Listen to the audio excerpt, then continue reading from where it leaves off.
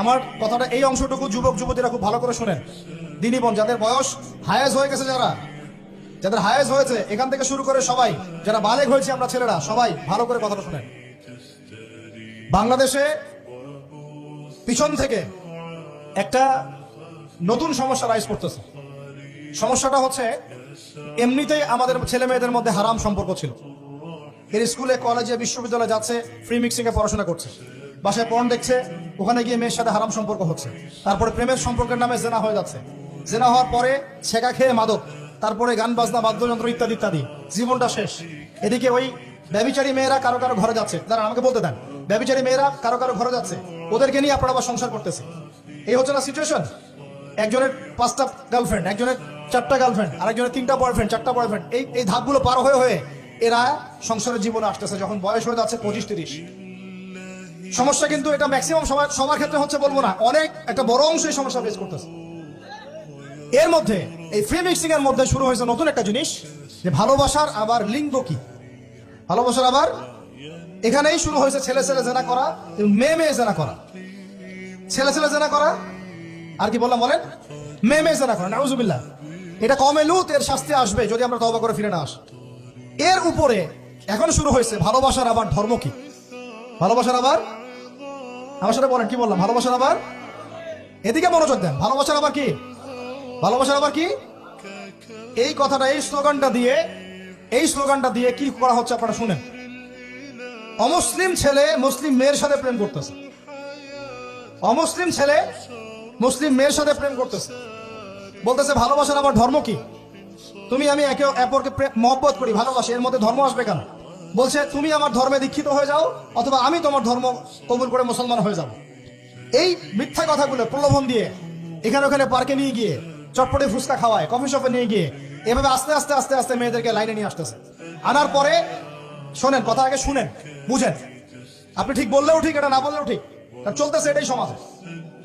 এখন কথা হচ্ছে, আমরা যদি আমাদের বোনদের ইজ্জতকে বাঁচাইতে চাই, এই বিষয়টা সম্পর্কে সচেতন থাকতে হবে। মেয়েদেরকে ফুসলিয়ে ফাসলিয়ে এভাবে প্রেমের জালে ফেলে শেষমেশ বেড়ে নিয়ে গিয়ে ধর্ষণ বা গণধর্ষণ করে মেয়ের ওই ওভারির মধ্যে ওদের বীর্যপাত করে দিয়ে ওই ছেলেটার কোনো খবর পাওয়া যায় না, লাপাত্তা হয়ে যায়। কোনো কোনো ক্ষেত্রে টাকার বিনিময়ে মেয়েদেরকে পাচার করারও অভিযোগ পাওয়া গেছে। এবং এই কাজটার নাম তারা সংঘবদ্ধভাবে দিয়েছে, এর নাম নাকি লাভ জিহাদ, বলে নাউজুবিল্লাহ। এবং বীর দর্পে ফেসবুকে পোস্ট দিচ্ছে, আজকে অমুক মেয়ের এটা করলাম, আজকে তমুক মেয়ের এটা করলাম। ভিতর থেকে একটা চক্র কাজ করতেছে, এবং এই চক্রের কেউই মুসলিম না, এই চক্রের কেউই কিন্তু মুসলিম না। বাহিরে আমার পরিচয় দিতে পারে যে আমি মুসলিম, আমার নাম অমুক, নাম পরিবর্তন করে মুসলিম মেয়েদেরকে ফুসলিয়ে ফাসলিয়ে এই জেনার ফাঁদে ফেলে ওর পিছনে কিছু টাকা খরচ করে, কিছু সময় দিয়ে ওকে প্রয়োজনে ঘুমের ওষুধ খাওয়ায়, প্রয়োজনে আবার জাদুটোনা করে, বান মারে, ওকে ওকে তাবিজ কবজ করে বিছনায় নিয়ে এসে ধর্ষণ বা গণধর্ষণ করে, ওই ভিডিওগুলো দিয়ে পরে ওকে ব্ল্যাকমেইল করে, পরে ওর কাছ থেকে টাকা খাওয়া শুরু করে। কোনো কোনো ক্ষেত্রে মেয়েদেরকে পাচারও করে দিচ্ছে। আমাদের মেয়েদেরকে বলতেছি, কোনো অবস্থাতেই কোনো মুসলমান ছেলের সাথেও কোনো অবৈধ সম্পর্কে যাবেন না। আর অমুসলিম হলে তো কোনো কথাই নাই। অমুসলিমের সাথে আপনার কিসের প্রেমের সম্পর্ক?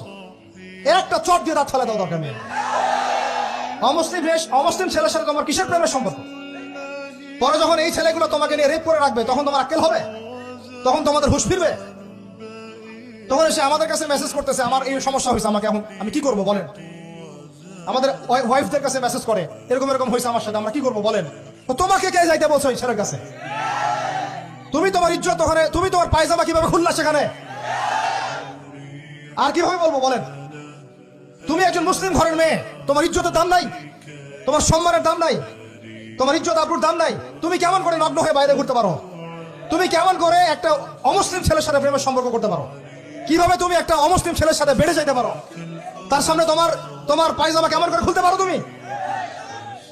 আমার ল্যাঙ্গুয়েজ আপনি রাগ করেন না, আমি খুবই ফেড আপ এদের উপরে।